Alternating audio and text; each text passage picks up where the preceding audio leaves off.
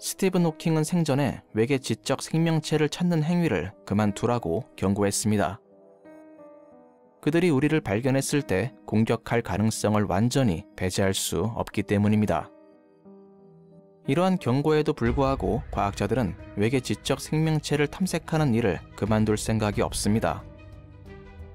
지금 이 순간에도 많은 과학자들이 지적 생명체를 찾기 위해 우주를 탐색하고 있죠. 하지만 아직까지 외계 지적 생명체는커녕 그 흔적조차 발견되지 않았습니다. 다행인 걸까요? 그런데 어쩌면 반대로 그들은 이미 오래전부터 우리를 계속 지켜봐오고 있었을지도 모릅니다.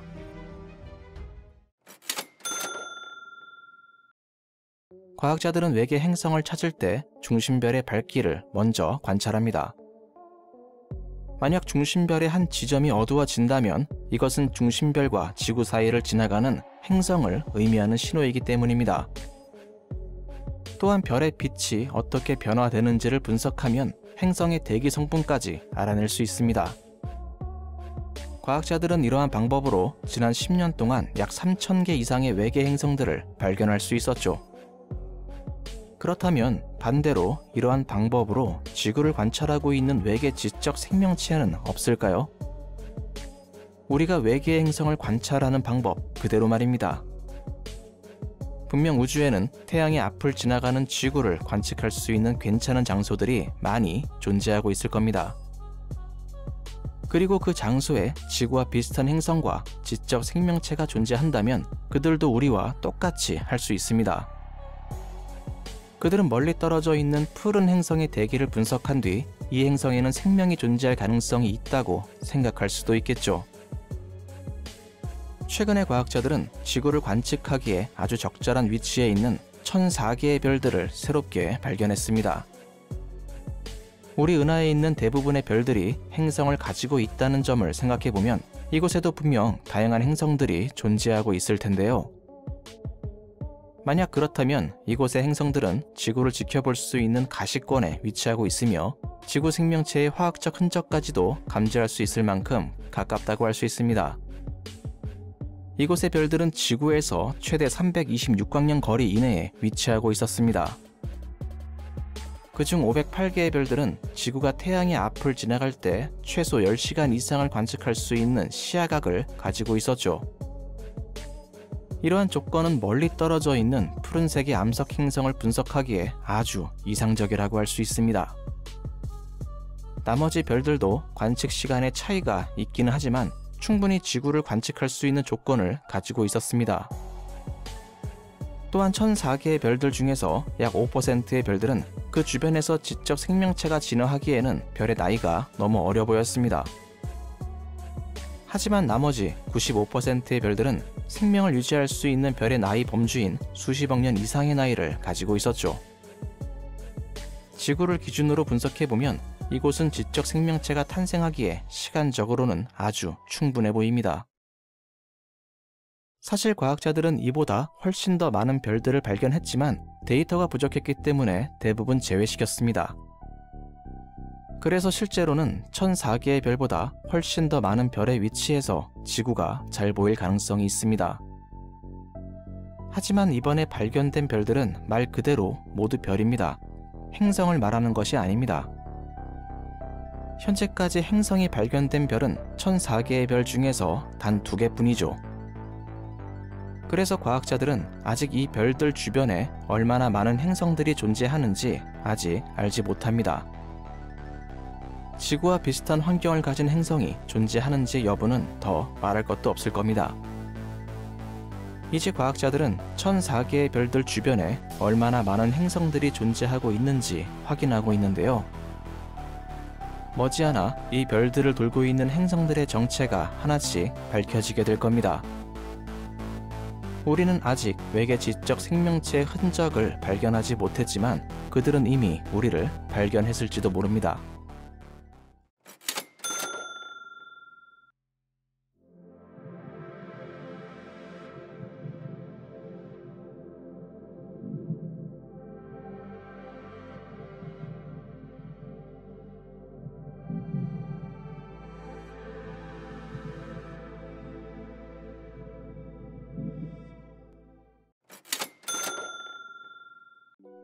우주에서 외계 문명을 찾으려면 어떻게 해야 될까요?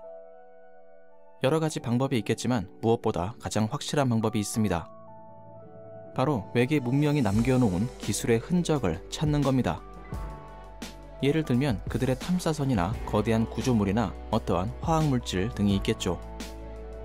만약 정말로 외계의 문명이 존재한다면 어딘가에 그 흔적이 남아있을 겁니다.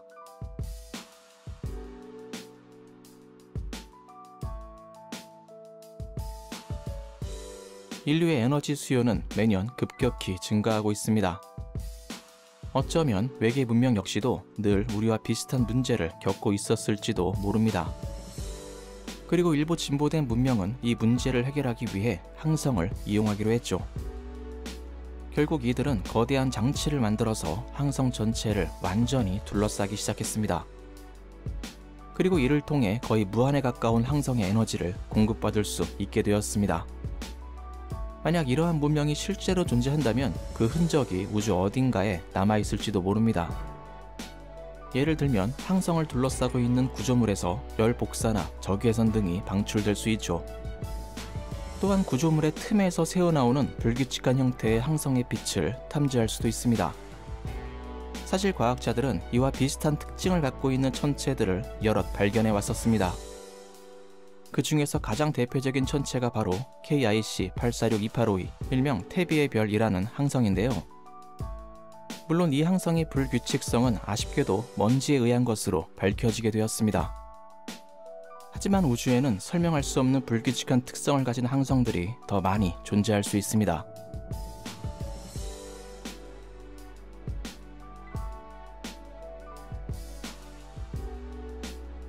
외계 문명이 존재한다면 그들도 우리처럼 다양한 화학 물질을 만들어냈을 겁니다.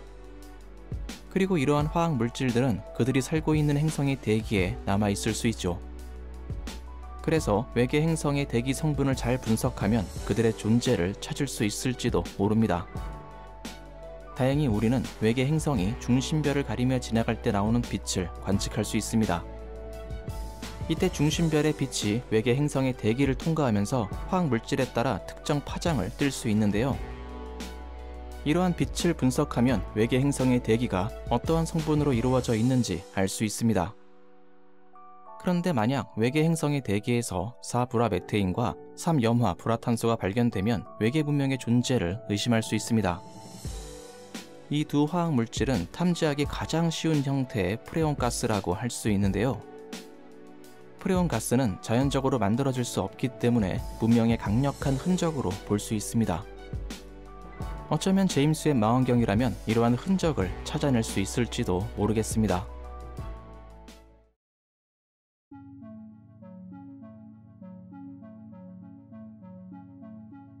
사실 성간을 이동하려면 상당히 많은 양의 연료가 필요합니다. 물론 상상할 수 없을 정도로 진보된 문명이라면 전혀 문제가 되지 않겠죠. 하지만 우리보다 적당히 앞서 있는 문명이라면 분명히 문제가 될 수 있습니다. 인류의 경우는 빛을 동력으로 하는 빛의 도시라는 아이디어를 만들어냈는데요. 3.6km의 이 돛은 이론적으로 65GW의 레이저를 이용해 빛의 속도의 11%까지 가속할 수 있습니다. 이 속도라면 가장 가까운 알파 센타우리까지 약 40년 정도면 도착할 수 있죠. 또한 과학자들은 100GW의 레이저로 빛의 20%까지 가속할 수 있는 이론을 만들고 있습니다. 어쩌면 일부 외계 문명은 이와 비슷한 기술을 이미 완성해서 이용하고 있을 수 있습니다. 그렇다면 우리는 그들이 사용하는 강력한 레이저 빛을 우주에서 포착할 수 있을 겁니다.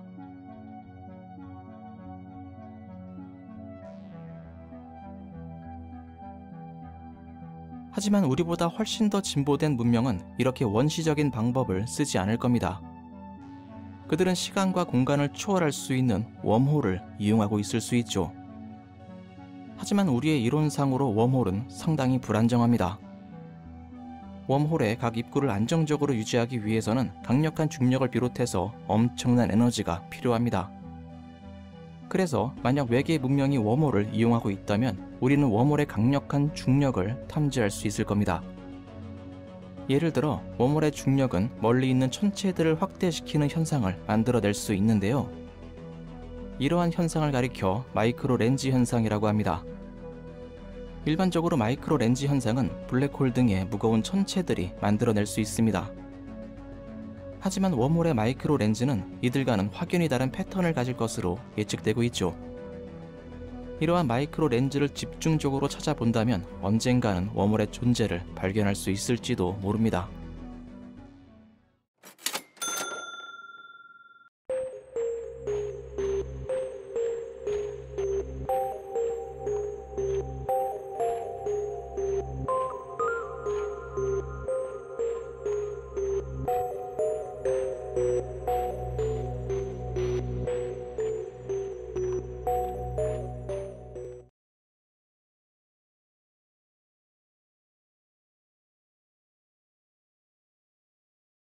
인류의 존재는 우주에 기술적으로 진보된 문명이 존재할 수 있다는 증거가 됩니다. 그래서 예전부터 과학자들은 지구와 비슷한 환경을 가진 행성을 찾기 위해 노력하고 있죠. 왜냐하면 지구는 우리가 알고 있는 생명이 탄생하고 문명을 이룩한 유일한 환경이기 때문입니다. 하지만 오랜 탐색에도 불구하고 결국 다른 문명의 흔적조차 찾을 수가 없었습니다. 정말 우주에 우리 이외의 문명이 있긴 있는 걸까요? 과학자들은 지구 이외의 장소에 문명이 존재할 가능성을 계산할 수 있는 새로운 방법을 제시했습니다. 이 계산법의 이름은 천체 생물학적 코페르니칸 한계라고 하는데요. 이를 이용해서 계산해본 결과 우리 은하계에는 전파를 발송할 수 있는 적어도 36개의 문명이 있다고 합니다. 이 계산법은 다음과 같은 과정을 거쳐서 지적 문명의 수를 결정했습니다. 먼저 우리 은하계에서 최소한 50억 년이 되었을 것으로 추정되는 오래된 별들을 찾습니다. 계산 결과 은하에 존재하는 별들 중 97%가 50억 년 이상이 되었다는 것을 발견할 수 있었죠. 그 다음으로 행성계를 운영할 수 있을 만큼 밀도가 높고 안정적인 별의 개수를 계산합니다. 50억 년 이상의 나이를 먹은 별들 중 3분의 1에 해당하는 별들이 이러한 자격을 갖추고 있었습니다. 그리고 과학자들은 이 별들을 기준으로 생명체 거주 가능 구역 내에서 암석 행성의 수를 추정했습니다. 또한 암석 행성들이 전파 송신기와 같은 장비를 만들어낼 수 있는 원소를 가지고 있는지 여부도 아주 면밀하게 체크했죠. 예를 들면 금속성을 가지고 있는 원소들 말입니다. 마지막으로 과학자들은 우리 문명을 기준으로 통신수단을 가진 문명이 지속되고 있을 최소한의 기간을 100년으로 설정했습니다. 그 결과 이러한 행성들이 만약 지구와 비슷한 과정을 겪었다면 우리 은하계에는 36개의 지능적이고 소통이 가능한 외계 문명이 있다는 결론을 얻게 되었습니다. 그런데 우리는 어째서 이들을 찾지 못하는 걸까요? 결론부터 얘기하자면 은하계는 우리가 생각하는 것보다 훨씬 더 거대하기 때문입니다. 우리 은하계에 36개의 문명이 균등하게 위치하고 있다면 각 문명과의 평균 거리는 약 17,000광년이 됩니다. 우리가 전송하는 전파는 우주에서 빛의 속도만큼 빠르게 이동할 수 있습니다. 하지만 대략 100광년 정도만 이동해도 신호가 점점 약해지기 때문에 17,000광년 떨어진 문명이 우리의 전파를 감지하기는 아주 어려울 겁니다.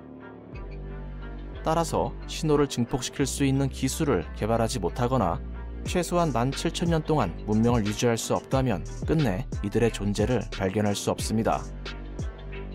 물론 그 반대의 입장에서도 마찬가지겠죠. 외계의 문명을 찾으려고 하는 이러한 노력들은 단순히 친구가 필요하기 때문이 아닙니다. 다른 지적 생명체를 통해 우리 자신의 존재를 이해하고 싶기 때문입니다. 우리가 어떻게 해서 탄생되었는지, 그리고 우리의 문명이 얼마나 오래 지속될 수 있는지 알고 싶은 거죠. 만약 문명이 우주에서 흔하다는 것을 발견하게 된다면 문명의 수명이 매우 길다는 좋은 신호가 됩니다. 반대로 문명을 찾지 못한다면 우주에서 생명이 거의 진화할 수 없거나 문명이 빠르게 자멸하는 경향이 있음을 의미하는 겁니다. 어쩌면 먼 옛날에는 우주에 많은 문명이 존재했었지만 모두 사라져버린 걸지도 모릅니다. 어쨌든 외계의 문명을 찾는 노력은 지금도 계속되고 있으며, 이러한 노력은 우리의 과거와 미래를 확인할 수 있는 유일한 방법이 될 겁니다.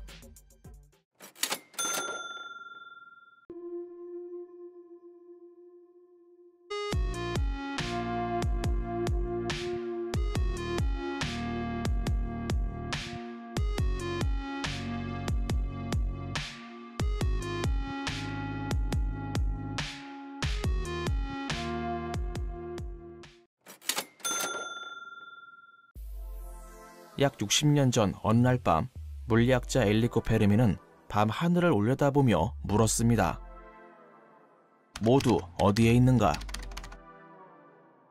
오늘날 과학자들은 우주에는 생명을 유지할 수 있는 수백만 혹은 수십억 개의 행성이 있다고 믿고 있습니다. 그렇다면 인류의 오래된 역사에서 우리는 왜 한 번도 외계 생명체를 만날 수 없었던 걸까요? 그러기엔 우주가 너무 거대한 걸까요? 아니면 외계인들이 우리를 무시하고 있는 걸까요? 어쩌면 우주에서 존재했던 문명은 모두 멸망하게 된 건지도 모르겠습니다. 또는 우리가 생각하지 못했던 더욱 이상한 이유가 있을 수도 있죠. 이번 시간에는 페르미의 역설에 대한 과학자들의 5가지 이상한 답변을 알아보도록 하겠습니다.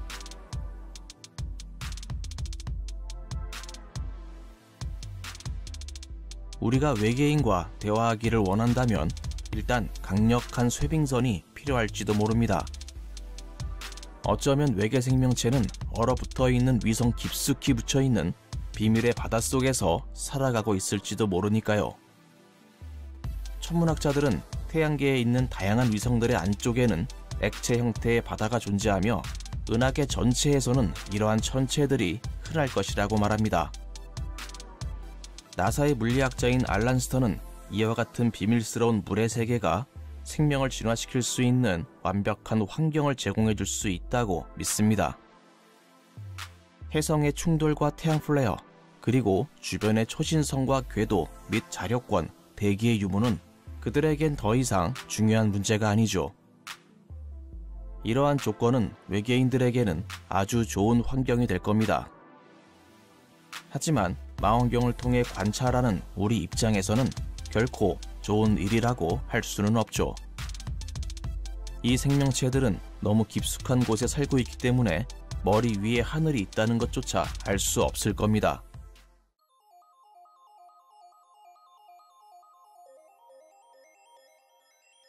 인간은 1900년경 무전기를 발명하고 1945년에는 첫 번째 컴퓨터를 만들었으며, 지금은 초당 수십억 회 계산을 수행할 수 있는 휴대용 장치를 대량 생산하고 있습니다. 그리고 우주에는 우리보다 월등히 앞선 기술력을 가진 문명이 있을지도 모릅니다. 예를 들면 자신들의 후손을 인공지능 로봇으로 만들 수 있는 문명 말이죠. 미래학자인 세스 쇼스탁은 완전한 인공지능이 우주 어딘가에 존재할 수 있으며 지적 생명체에 대한 탐사 방법을 다시 재검토해야 한다고 말합니다. 간단히 말해서 우리는 외계 생명체가 아닌 로봇을 찾아야 한다는 겁니다. 진정으로 진보된 외계인 사회는 완전히 지능적인 로봇으로 구성될 수 있으며, 이러한 발상의 전환은 외계인을 찾는 데 큰 도움이 될 수 있습니다. 생명체가 거주할 수 있는 다른 행성을 찾는 데 자원을 집중시키는 대신 은하 중심과 같이 에너지가 많은 곳을 더 집중적으로 살펴봐야 한다는 거죠. 그동안 인간은 우리와 비슷한 생명체를 찾으려고 했습니다.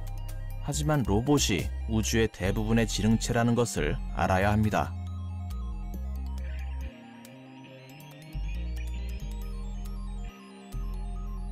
우주에는 괜찮은 환경을 가진 행성이 많을지도 모르지만 생명이 진화할 수 있을 정도로 충분히 오랫동안 유지되었을 것이라는 보장은 없습니다.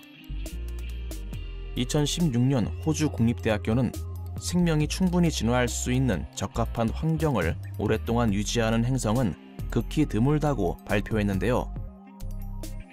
생명체가 거주할 수 있는 환경을 가진 행성이 존재할 수는 있지만 그곳에서 발생한 생명체가 진화하여 번창하기까지 그 환경을 계속 유지하기는 어렵다는 말입니다.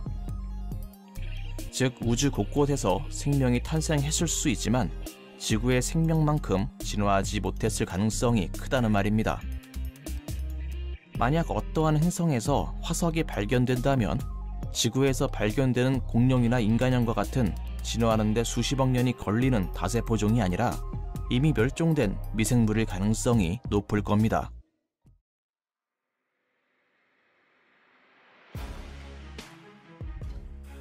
우주는 팽창하고 있습니다. 과학자들이 암흑 에너지라고 부르는 신비하고 보이지 않는 물질 때문에 은하들은 서로 점점 멀어지고 있죠. 또한 과학자들은 몇 조년 안에 암흑 에너지가 우주를 크게 확장시켜 더 이상 이웃 은하의 빛을 볼 수 없게 될 것이라고 추측했습니다. 사실 이것은 아주 무서운 생각입니다. 만약 우리가 그 전에 가능한 한 많은 우주를 탐험해 놓지 않으면 기회가 영원히 사라져 버릴 수 있기 때문입니다. 천체 물리학자인 댄 후퍼는 별을 관찰할 수 없을 뿐만 아니라 완전히 접근할 수 없게 된다라고 말했죠. 또한 그는 외계인을 찾고 싶다면 암흑 에너지보다 한 발 앞서 나가야 하며 우리의 문명을 가능한 많은 은하계로 확장해야 한다고 말합니다. 물론 말처럼 그렇게 간단한 문제는 아닐 겁니다.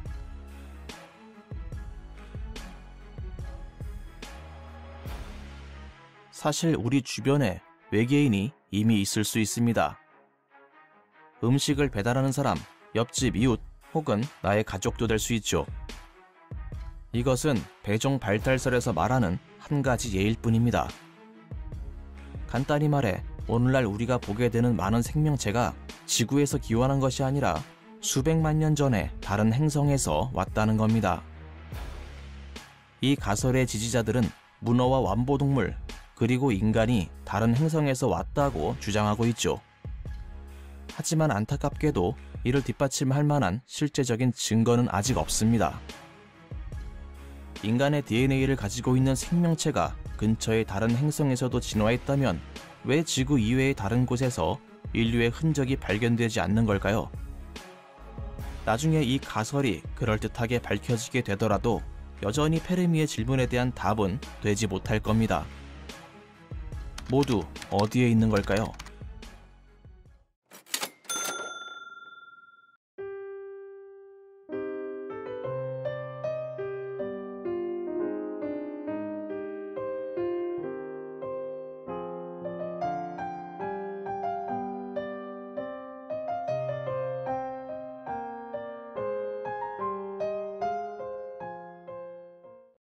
이 광대한 은하계에는 지구 이외에도 지적 생명체가 살고 있는 행성이 존재할 수 있습니다. 하지만 우리는 그들과 만나기는커녕 그들의 흔적조차 발견한 적도 없죠. 유명한 물리학자인 엔리코 페르미가 지적한 이른바 페르미 역설에 대응할 수 있는 새로운 학설이 최근에 등장했는데요. 지난 8월 미국 천문학회 천문학저널에 게재된 논문에 따르면 우리가 그들을 만날 수 없는 이유는 약 1000만 년 동안 외계인들이 지구에 방문하지 않았기 때문이라고 합니다. 다시 말해서 외계인들은 이미 아주 오래전에 지구의 탐사를 모두 마쳤다는 것이죠. 많은 사람들은 아직까지도 외계인들이 지구에 이미 방문했지만 정부가 숨기고 있다, 성간 여행을 실현하기 전에 우주의 모든 문명은 멸망했다, 지구처럼 기술적으로 열등한 문명은 우주 규모로 보호받고 있다, 존재하지 않는 것은 절대로 오지 않는다 등등 다양한 설들이 제기되고 있는데요. 이렇게 많은 설들이 난무하고 있는 가운데 미국 로체스터 대학과 나사의 우주 물리학자들은 이 문제에 대한 새로운 견해를 제시했습니다. 그것은 바로 별들의 위치와 관련이 있다는 것입니다. 만약 이 문제를 해결하는 데 있어서 별들의 위치를 고려하지 않는다면 기본적으로 두 가지의 선택지밖에 남지 않게 됩니다. 하나는 어떠한 지적 생명체도 자신들의 모성을 떠나지 않았거나 우리가 우주에서 유일한 기술적인 문명이거나 둘 중에 하나라는 것이죠. 그래서 등장하게 된 의견이 은하계의 별들의 움직임과 그 위치와의 관계입니다. 다른 행성에서 지적 생명체의 흔적을 찾았다고 하더라도 그 위치가 가깝지 않다면 갈 수 있기는커녕 관측도 아주 어렵게 되죠. 만약 그 행성에 갈 수 있는 기술이 있다고 하더라도 도착하기도 전에 이미 그 문명이 멸종했을지도 모릅니다. 그래서 이러한 행성으로 이동하기 위해서는 어쩔 수 없이 은하계 내에서 서로의 위치가 가장 가까울 때를 기다려야 하죠. 연구팀은 문명의 발달 속도와 성간 우주선의 이동 가능 범위 및 속도 등 다양한 요소를 고려하여 외계 지적 생명체의 문명 확산에 대해서 시뮬레이션 해봤습니다. 참고로 이 시뮬레이션에서는 외계 문명의 사회적인 요소는 거의 고려되지 않았습니다. 시뮬레이션 결과 지구 이외에도 은하계에 상당히 많은 문명이 존재할 가능성이 있는 것으로 나타났지만 너무 멀어서 서로 찾지 못할 가능성도 높다는 결과를 얻게 되었죠. 또한 연구팀은 외계 생명체가 이미 지구를 방문했었을 가능성에 대해서도 검토하고 있는데요. 이들에 따르면 외계 생명체들이 만약 아주 오래전에 지구를 방문했다면 그들이 남긴 흔적은 완전히 사라져버렸을 가능성이 높다고 합니다. 또한 외계인들이 지구에 방문했지만 이미 생명체가 존재했던 지구에 정착하지 않기로 결정하고 그냥 지나쳐갔을 가능성도 지적하고 있죠. 연구팀은 이러한 가능성에 대해서 SF 작가인 킴 스탠리 로빈슨의 소설 제목을 따서 오로라 효과라고 이름 붙였습니다. 이렇듯 이번 연구의 결과를 보면 우리가 살아있는 동안 외계 문명과 접촉할 일은 아쉽게도 없어 보입니다. 그러나 다행히 우주 관측 기술은 눈부시게 발전하고 있고 또 새로운 우주 망원경도 발사 예정이라서 아직 완전히 포기하기엔 이를 수도 있습니다.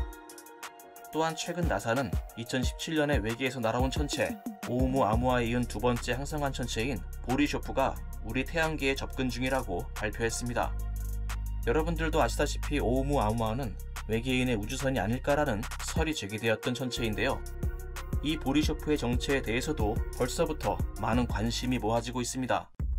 오늘 소개해드린 연구 결과는 우리가 살아있는 동안 그들을 못 만날 가능성이 높다는 것을 보여주고 있습니다. 어쩌면 이 우주에서 문명을 발달시킨 것은 지구뿐일지도 모르죠. 또 오umu아무아나 보리쇼프 같은 성간 물체들도 우연히 우리 태양계로 날아온 평범한 천체일 가능성이 더 높습니다. 하지만 우리는 여전히 그날이 오기를 은근히 바라고 있는 건지도 모르겠습니다.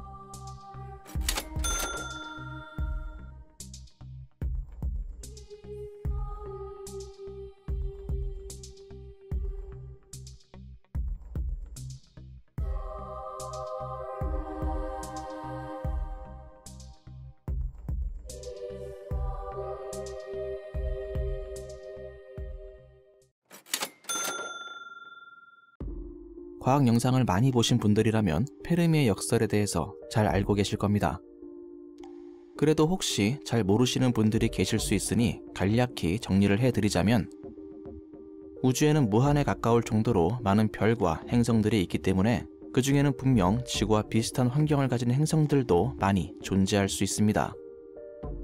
그렇다면 우주에는 인류 이외에도 많은 지적 문명들이 존재하고 있을 텐데 어째서 우리는 그들을 발견할 수 없는 걸까요? 또 반대로 왜 그들은 우리에게 먼저 접근해 오지 않는 걸까요? 이러한 의문을 가진 엘리코 페림이라는 과학자는 그들은 어디에 있는가라는 질문을 던졌습니다. 이것을 페르미의 역설이라고 하는데요. 그동안 과학자들은 이 역설을 해결하기 위해 다양한 의견들을 내놓았습니다. 어째서 우리는 아직도 외계인을 만나지 못하고 있는 걸까요? 이에 대한 과학자들의 의견을 한번 살펴보도록 하겠습니다.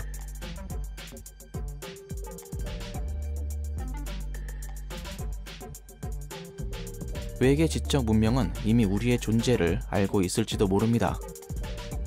그들의 문명은 우리보다 최소한 수천 년 이상 앞서 있을 수 있으며 우리가 상상도 할 수 없는 기술들을 갖추고 있을 수도 있죠.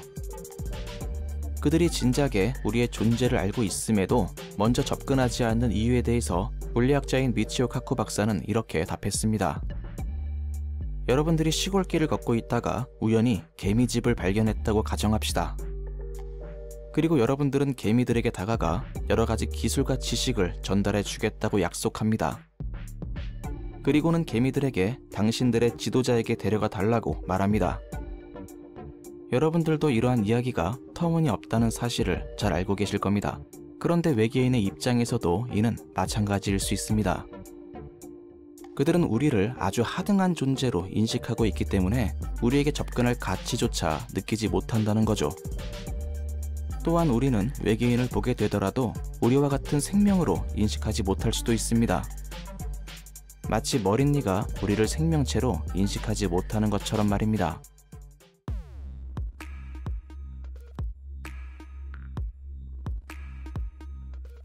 외계 문명에 비해 우리의 문명이 극도로 원시적이라는 가정하에 가능할 수 있는 또 하나의 제한이 있습니다.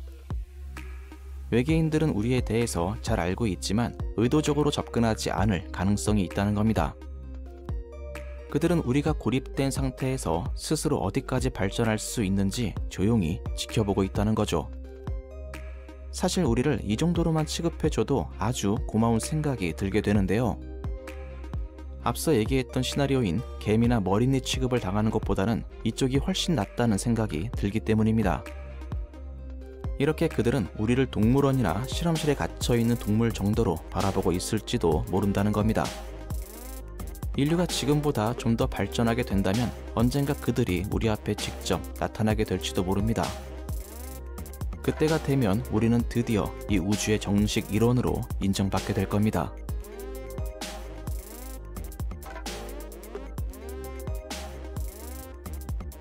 천문학자인 닐 타이스는 이 시나리오를 가장 두려운 시나리오라고 말했습니다.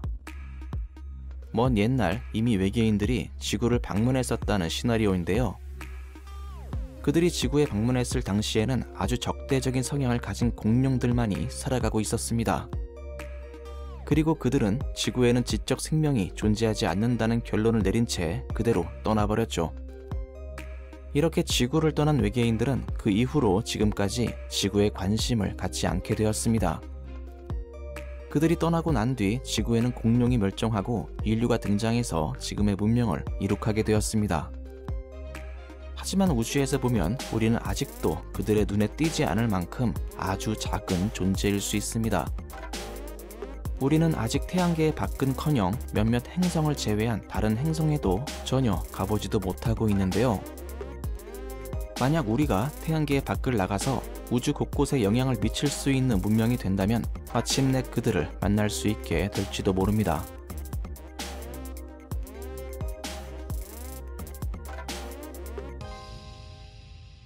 우리는 은하계의 외진 곳, 한마디로 시골에 살고 있는 건지도 모릅니다.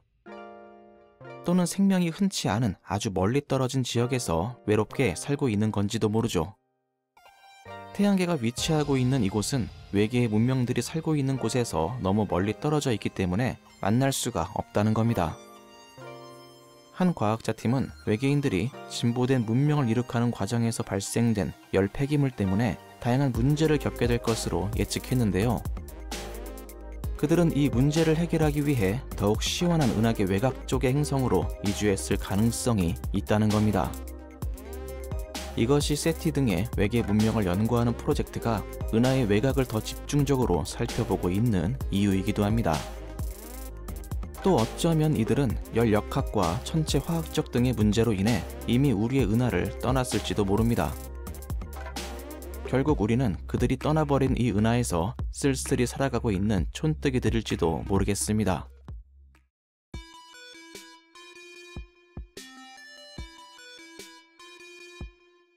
이 아이디어는 앨런 머스크가 가장 좋아하는 아이디어이기도 한데요. 기술이 발전함에 따라 결국 인류의 후손들이 시뮬레이션을 가동시켰을 가능성이 있다는 겁니다. 그들의 조상인 현 인류가 어떠한 진화 과정을 거쳤는지 지켜보기 위해 특별히 설계된 시뮬레이션이라는 거죠. 그래서 이 시뮬레이션에는 애당초 우리 이외의 지적 생명체가 전혀 설계되지 않았다는 겁니다. 아니면 이 세상은 수많은 시뮬레이션들 중 그저 하나에 지나지 않을 가능성도 있습니다. 그리고 이 세상에는 어떠한 이유로 우리 이외의 지적 생명체가 아직 설계되지 않았을 수도 있죠. 시간이 좀 더 흐르면 마치 온라인 게임과 같이 업데이트 형식으로 지적 문명이 하나씩 추가될지도 모르겠습니다. 만약 운영자가 그럴 생각이 없다면 우리는 영원히 우주에서 외롭게 살아갈 수밖에 없을 겁니다.